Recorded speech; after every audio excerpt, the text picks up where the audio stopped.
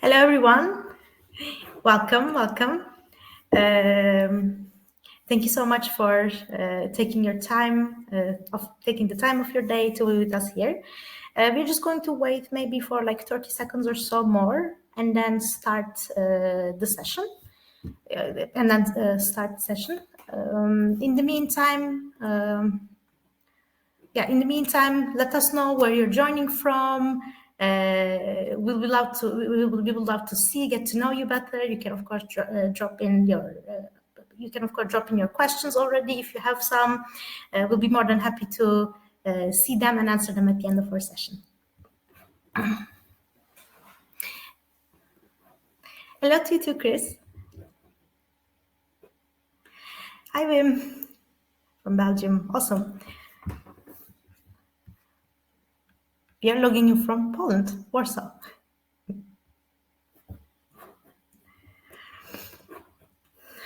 Hi, Pavel.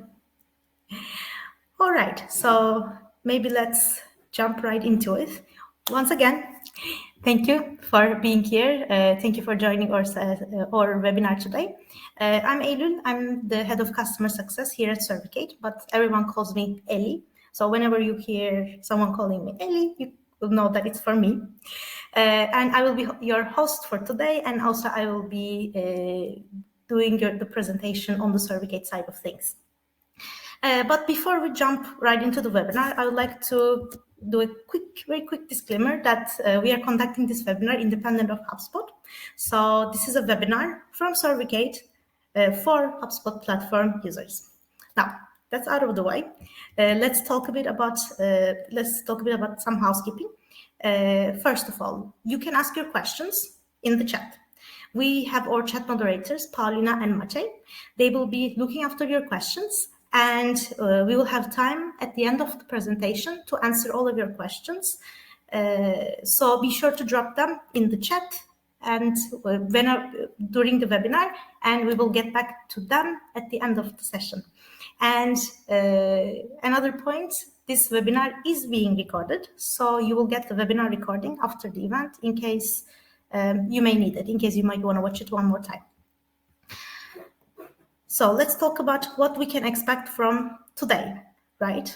So first things first, by the end of this webinar, we hope that you'll be equipped with the knowledge of that step-by-step process of setting up Survicate for recurring NPS surveys. And you will also get to know how to leverage Survicate features to personalize and streamline that survey process. Then we are going to talk about best practices and some real-life examples for implementing feedback-based workflows in HubSpot.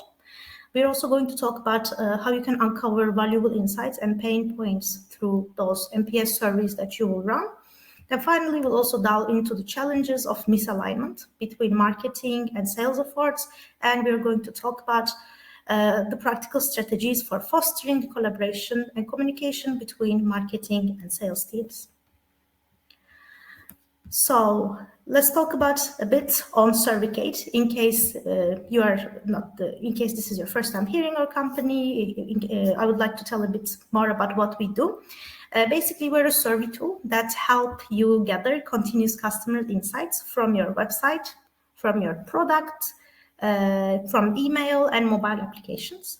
You can create on-brand and personalized surveys within minutes, and you can share them with your audience and automate the feedback collection and analysis. You can connect it with your day-to-day tech stack. We offer numerous integrations. You can choose from numerous tools to distribute your surveys, and you can pass that data to Survicate or receive data from Survicate. And if you need more, we also have third-party solutions like webhooks, data API. You can set up the Zapier if you use it to go beyond those integrations that we're offering. Okay, so I'm thrilled to introduce our speaker for this session, Bart Kowalczyk. Bart is joining us from Hembra, and he is a seasoned expert in the field of sales and marketing automation, and he is a certified HubSpot partner. You can also use the QR code in your screens right now to connect with Bart on LinkedIn. A little bit about Bart. His expertise extends to crafting a robust digital marketing strategy. So from email marketing to setting up automation that nurtures leads in your database, he ensures that your marketing and sales efforts are both targeted and effective. And today, with Bart's guidance, we'll discover how to leverage the power of HubSpot and Survicate to really align those marketing and sales efforts. Of course, alongside his experience as a sales and marketing automation expert and being a certified HubSpot partner, Bart is also the founder of AutomateNow. They're a leading HubSpot consultancy specializing in helping businesses navigate in digital landscape. So, without further ado, let's give a warm virtual applause to Bart. Good morning, good afternoon, good evening, everyone. Whatever time zone you're in, thank you very much, Ellie, for a fantastic introduction and welcome. The purpose of this webinar was clearly set by Ellie, and I'm keen to share a little bit of practical knowledge, what we can do with all of this data to win more business. Thank you.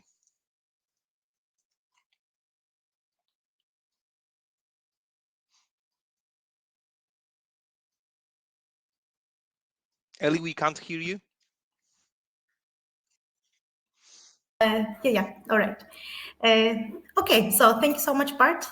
So maybe without losing any second, let's jump right into Survicate to create our NPS survey then. Let me... Awesome. So this is the Survicate panel. I'm just going to create a new survey. Today we are going to create an email or shareable link survey. But if you are new to Survicate, we offer 4 different survey channels: email or shareable link, website or in product, mobile app surveys, and intercom messenger surveys if you're using intercom. But as I mentioned, today we are going to create an NPS survey and we are going to send it to our customers via email from HubSpot. We are also going to embed the first question of the survey inside the email so that our customers will be able to start the survey right from the email. I'm going to start from template here and just pick Net Promoter Score. All right, so okay, maybe a quick note. All those survey channels that I previously mentioned, HubSpot integration, basically the steps that we will be talking about today, works with all of those channels. So whichever survey type you choose, whether website, mobile, email, it doesn't matter. You can still pass your survey responses to HubSpot by applying very similar steps. And again, using similar steps that we are going to show you today, you can build automations around those responses in HubSpot. Okay, so this NPS survey comes pre-made, but of course, all our templates are completely customizable. Like you can remove questions, you can add questions if you like. I don't know, you can change the placement of the questions if you like.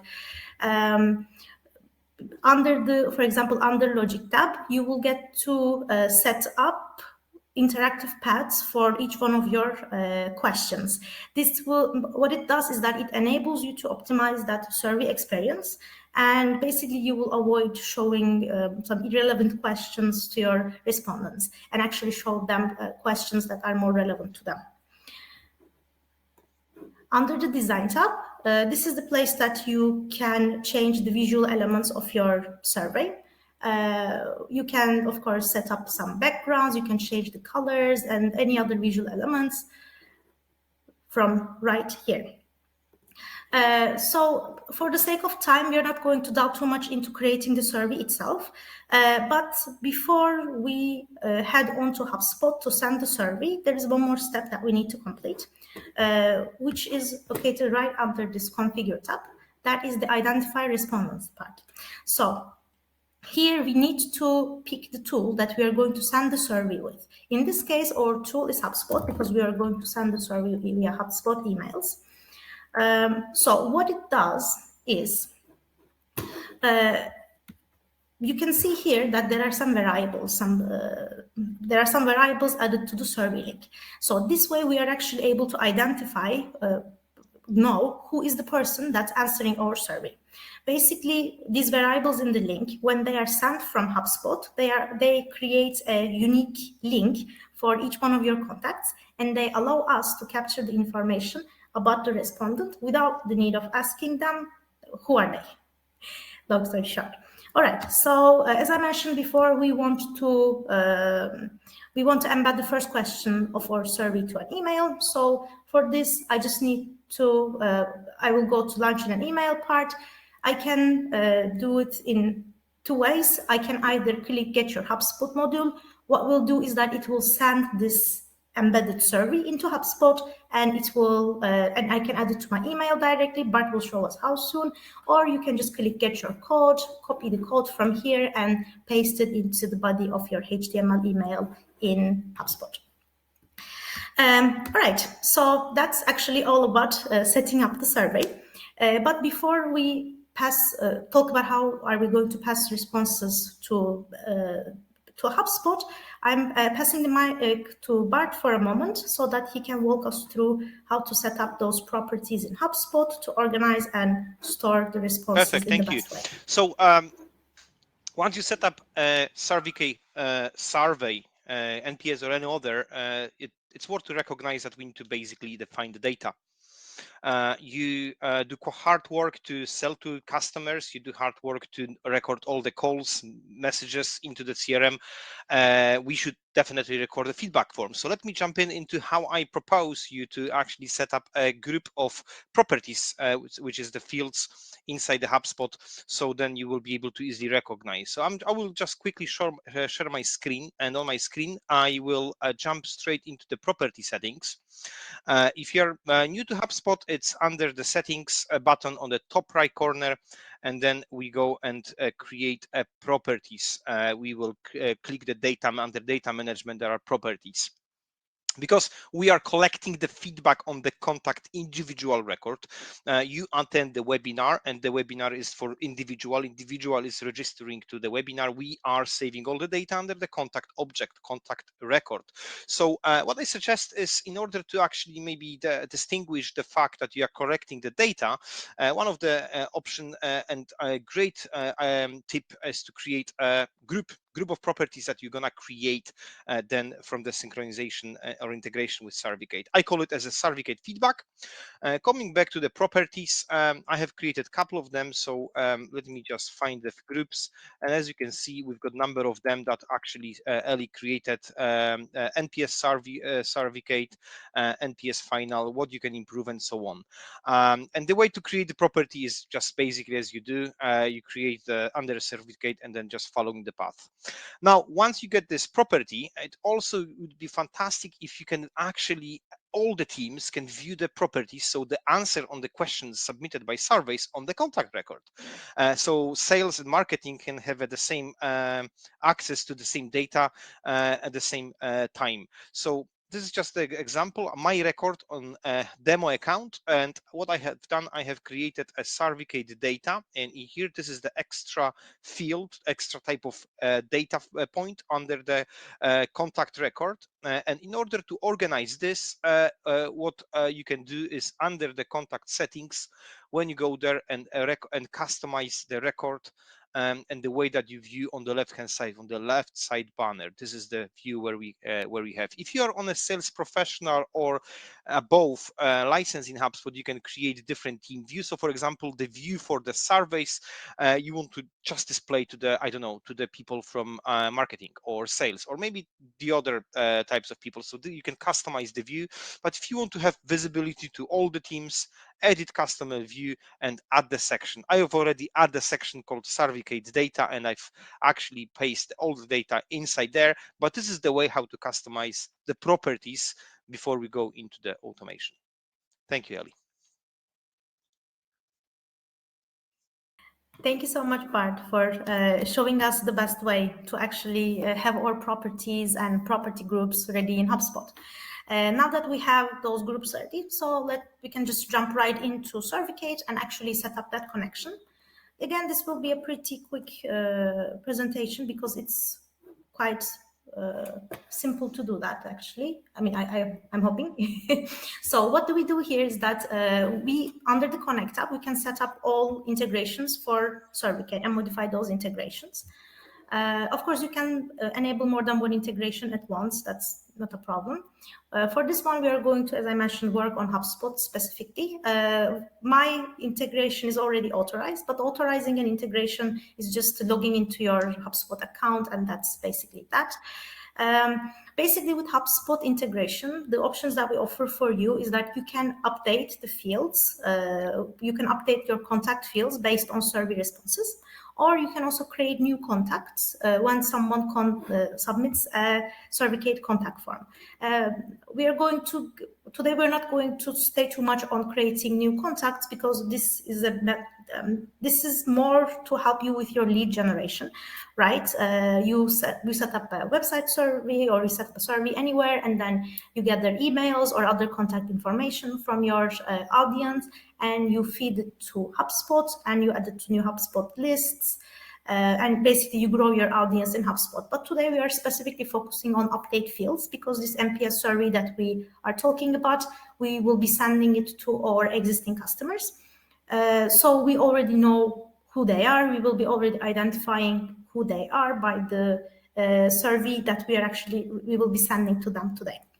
Okay, so the plan for the survey, as Bart mentioned previously, is to pass the survey responses to HubSpot fields that were previously created by Bart. And he showed already all those fields are stored in property group called survey feedback, and we are going to store the NPS question in its own property, and we are going to store all other text questions in their own property. So we just need to go ahead and set this up here. For the first question, it is an NPS question. We just need to set it up at NPS Certificate. For NPS question under edit mapping, not normally, but typically the NPS question is sent in NPS groups, so detractor group, passive group, and promoter group. But you can also choose to send it as 0 to 10 values. If you want to, for example, calculate your NPS score later, or set up specific automations, which is something that we will do today, based on each response individually by their score, then you can also send the responses as 0 to 10. Let's set up other questions as well. What can be improved? It has its own property. The third question, is there anything else we could improve? It has its own property. And the final fourth question, what do you like about our service? It also has its own property. And you can, before doing any kind of test, you can also quickly check whether the integration is working by clicking the test integration button. What this will do is that this will send a demo response, a dummy response to HubSpot, and you will be able to see the response in this dummy contacts profile in HubSpot. This is just a quick way for you to check if everything is working correctly. But that's really all there is to it. So now I would like to give mic back to Bart, and so that he can show us how to launch a survey in HubSpot and how to set up this automation based on the customer's feedback. Great, thank you very much, Ellie. Yeah, it's as easy as this. The suggestion is to create the properties about the questions before actually going to the Certificate, so then you can quickly map it out just to save your time. So what I'm going to show you is two things: is how to distribute the survey. So that's the one thing, and the second thing is how to automate put a little bit of automation depending on the feedback survey, what HubSpot can do, and also I'll be touching a little bit about alignment, how we can then in time, when you start collecting loads of data, lots of NPS, how to create a SQL transition from MQL. Let me share my screen quickly and we'll dig in more into this. I have prepared and pre-made some tabs for you. So this is the place where you usually start off, and this is the marketing email that you can create. You can be more fancier than me. I've just created a quick message, and what actually is happening once you do the integration with Certificate, the question is, okay, how to embed all of these questions inside your marketing emails. So you have common modules on the left hand side when you create emails, and that's most likely drag and drop modules like this. The Certificate, once you do this integration, is appearing under more button, and obviously lots of different options will come up, and we have recently used, obviously I've tested out before, Certificate Server module. So when you actually pass this on, module actually will take this basic HTML code that was copied into your HubSpot module, and that basically it will just display whatever you have created in your Certificate. So this is as easy as this. Obviously you can use, so the great part of having everything also in HubSpot is that you can use the entry point to maybe personalize the message. Maybe you want to actually maybe use Zooms or any other platforms for webinars. You want to use the token to mention about the event that you organize, or maybe you want to actually send that survey after you close the deal, so you can maybe use the deal data in order to personalize the approach. So you can write the message, write the content, put the survey bit below. You can add them images, whatever you like, and send to your customers. So that this is the easiest way to create. You can create automatic survey based on different triggers, or you can send just a survey for people who maybe attended this webinar that will be triggered after the event. So that is up to you how you're gonna distribute that message inside the HubSpot. So now the effort here is to make it easy for customer to click that to click that recommendations, and once you do that in a good time, right time, you will start collecting fantastic feedback. And what I like about the Certificate and user experience is when the clients, customers clicking the whatever score they want to, it is far easier for them to actually go through that quick questionnaire rather than just actually go through the forms. So this is massive advantage of actually creating that opportunity for you to capture the data in a good time. So moving forward, now, so we just start collecting the data, which is great. And then what, like how, let's say that we have, I don't know, someone maybe put us only number three. So this is a really low score. Maybe someone was in a rush and just clicked the score, but maybe it was something wrong. Maybe, I don't know, maybe we did something wrong with our, the way we produce the value to the customers. We want to actually recognize that. Maybe we want to send a little bit of message based on that answers. And this is where we can automate everything in HubSpot. My second tab is showing you it a quick automation that I have done. So it looks a little bit like wow. However, just bear with me. I try to explain. So as you know, NPS, we need to have a trigger. In order to have automation, we need to have the trigger. So how we start to sending the emails to the clients, what would be the kind of the starting point? So obviously we will send the trigger when we know that NPS Certificate is the NPS score it has been awarded by client. We need to know that. So this is the entry point.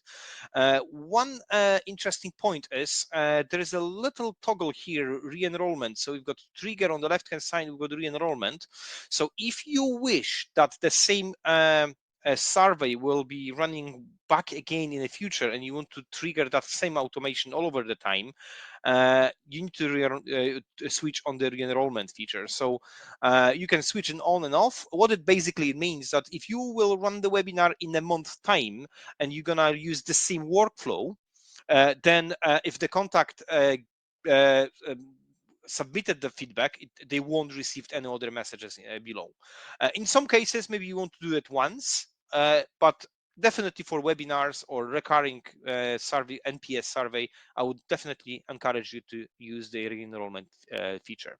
So then what will happen then is we have created just a logic function to check basically NPS Certificate. So if the answer is 1, 2, 3, 4, and so on, and then system then what? So as an example here, if someone really gave us a wrong message, like bad message, like this is a sign of that something is wrong, maybe we did something not right, and the number 1, 2, and 3, so the same message will apply to the score number between 1 and 3.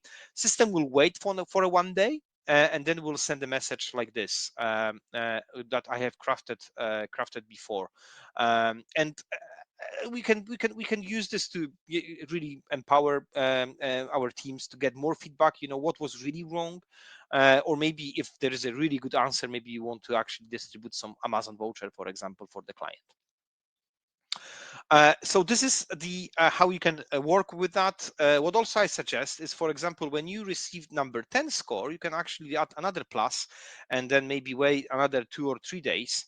And maybe you want to actually either send email or maybe internal notification for your sales team, so you can actually go and create some kind of workflow that will allow you to maybe nurture these prospects straight on. As you can see, one contact I have tested myself today is waiting for the reply and like the message, and I will receive that message in the 1 day. So that contact said, is number 10. So the automation is working.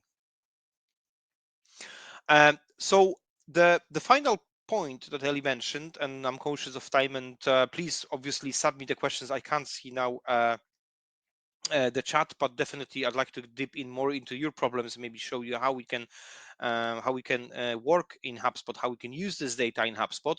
But the one of the problem and is alignment. Is the we produce lots of different surveys. We now produce quite a lot of data points. Let's say you have a survey after the deal that was closed, won or lost, and after webinar, after event, we have quite a lot of different data available. So obviously, after first event, I would say, it's not like if I would attend first webinar, it means that at least I show my interest within a business, but it doesn't mean that actually I'm ready to buy. So there must be some ultimate different behavioral data in order to actually judge whether that person is ready for sales conversation.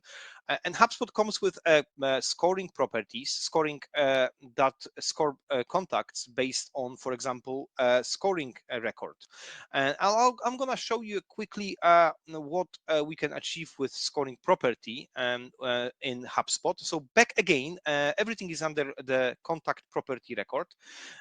We're coming back to the contact property, the same tab as we have created a property for our surveys. And when you actually type in score, then the HubSpot score will appear. Back again, this is depending on your license. You might have one or more scores, but definitely in professional sales, professional license, one scoring property is coming as a standard. And what basically it does is when I hit the edit button, is you can create a positive and negative attribution towards the contact property. So as an example, I have used NPS Certificate final property, because if the survey will be filled by the contact, then we can apply number of score. My suggestion is to use the score instead of 1, 2, 3, 5, 10 numbers. That would be easy to manage. Before, if you actually want to, and your alignment, your marketing is robust, and you have different activities, you can maybe have a brainstorm session within your team and have a idea. Okay, what scores are influencing what? So, for example, NPS score could be a I don't know, even 10. While if someone visited the pricing page, maybe 5. So you can decide how you can actually weight the scores in order to nurture the prospect, and probably is a A/B test, or maybe testing really what works best or less. I would probably be careful with the negative score. What negative score could mean, for example, if you haven't done any activities for the 12 months with the prospect, so no calls, no texts, no messages, nothing, it probably means that that prospect, we won't win anything. It's just we don't have any relationship with that prospect. So maybe we can actually score -5 or -10. So imagine we have different surveys, we have different activities inside the HubSpot. We're collecting the data, the scoring is actually building up, and then finally we reach the contact reach score number 15, for example. Yeah. So in a short kind of explanation, she or he attended 2 webinars, give us a massive score, or even 3 webinars, massive scores. Yes, they are our SQL. So in HubSpot, what we can do, we can build, and I've just created very quick SQL workflow. Again, back to the workflows, is where the HubSpot score is greater than 10. So we have more than 2 proper NPS results. Then system will apply the contact field as a SQL, and we will add them to the leads of SQL. So that will be a kind of for the reporting purpose.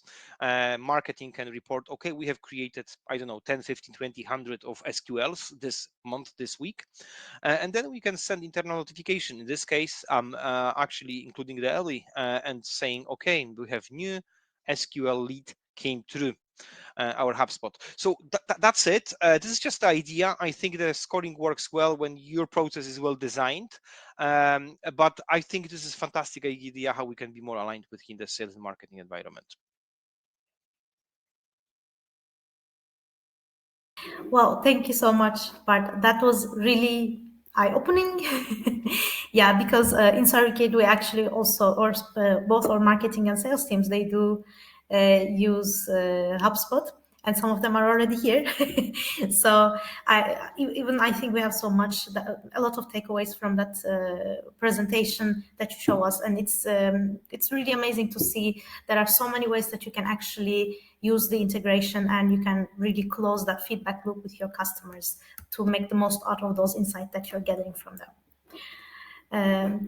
All right, so we are a bit over time, but I don't see any questions. So I am maybe going to take a maybe let's say 4 more minutes to show you a little bit about around Survicate and show you the analysis functions on the Survicate side, so that we will also touch on that one. Basically, our integration with HubSpot, it is what we call a two-way integration. So as in a way that you can send responses to HubSpot, as we just discussed, you can also gather responses from HubSpot. How do you do that is actually also very simple. All you need to do is go to integrations, HubSpot, you just enable this toggle here, synchronize the contact data from HubSpot, and that will mean that when your customers answer your survey, their information from HubSpot will be automatically started to fill into Survicate. Where does that stored? They are stored under each and every individual customer profile. For example, here you can see them under user attributes. Their email, name, etc. is of course collected. You can also gather other information that you have in HubSpot, like their organization name, where they are from, and all of that data. You can slice and dice based on that data too. For example, if I'm going to, I don't know, only filter the customers who are in a particular organization, I'm able to, in a particular department, I'm able to do that here. Let's check on the customer success people. The filters, of course, can also be used in the overall analysis. In Survicate, we calculate metrics like NPS score, customer satisfaction score, automatically, so that you can see all your responses here. And of course, you can use those information that you are gathering from HubSpot to understand the cohort a little bit better, like in what group of customers you are actually gathering what type of feedback. Okay, so I think that's all from the analysis side from me too. Let's quickly jump back to our slides. So thank you so much for everyone. Well, we don't really have any questions from the audience, but please feel free to ask anything on your mind. We'll be more than happy to answer. In the meantime, maybe I can ask Bart a question from me. So Bart, in your experience, what do you think was the most common alignment problems that you see between marketing teams and sales teams, the ones that you've been working I think the with? one that obviously comes to mind is that the lead that was handed over wasn't ready for a sales conversation, and I think the problem is obviously the testing. Sometimes it's I always use the example of the dating example. Yeah, we were going for a party, and then obviously the sales is like is proposing, okay, can you marry me? It doesn't work like this, obviously. And with sales, we are actually making the same problem.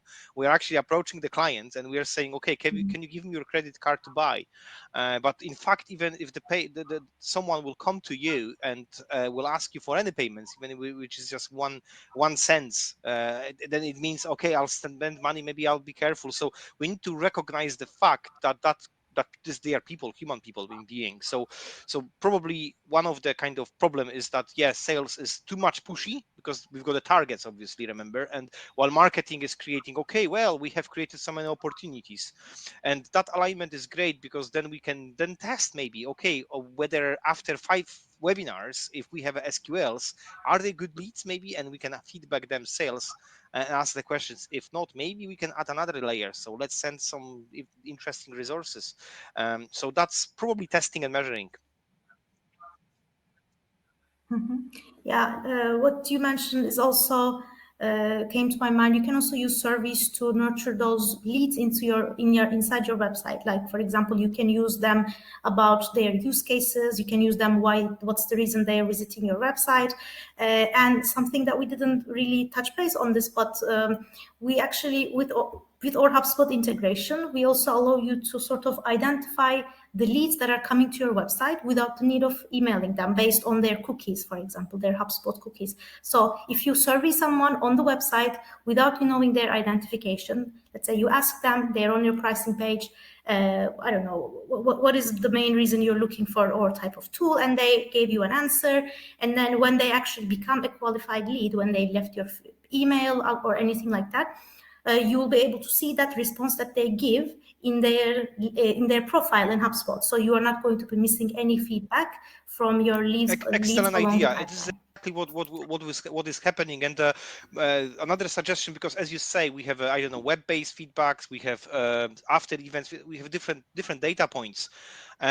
By reviewing the deals that you have closed successfully over the past 6 months and looking at the actually buyer journey when they went and what they actually did, what types of survey they read, just actually raw data, what actually happened.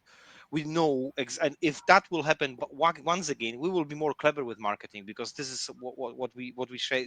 We base not our intuition that okay, this webinar will help, is actually the data, and that's why constantly reviewing that journey is actually key element into that. Exactly. Okay, a question actually comes from Carolina. She's asking, can we calculate NPS score in Yes, HubSpot? certainly we can calculate the HubSpot score in like the NPS score in HubSpot. In order to do this, obviously, as you know, we have number of properties, which is 1, 2, 3, 4, 5, and so on. What we need to do, obviously, we need to weight them. So if we have 5 responses out of, and then we can calculate the numbers between all of these properties and divide by number of submissions. This is what we call the calculated properties. So it acts as an Excel really function. You can do whatever you like, and that will calculate over the time based on that feedback. This is based again creating the property at this time, calculated property, taking a data that we calculate for and displayed under the contact record. Yeah. Definitely. So thank you so much, Carolina, for this question.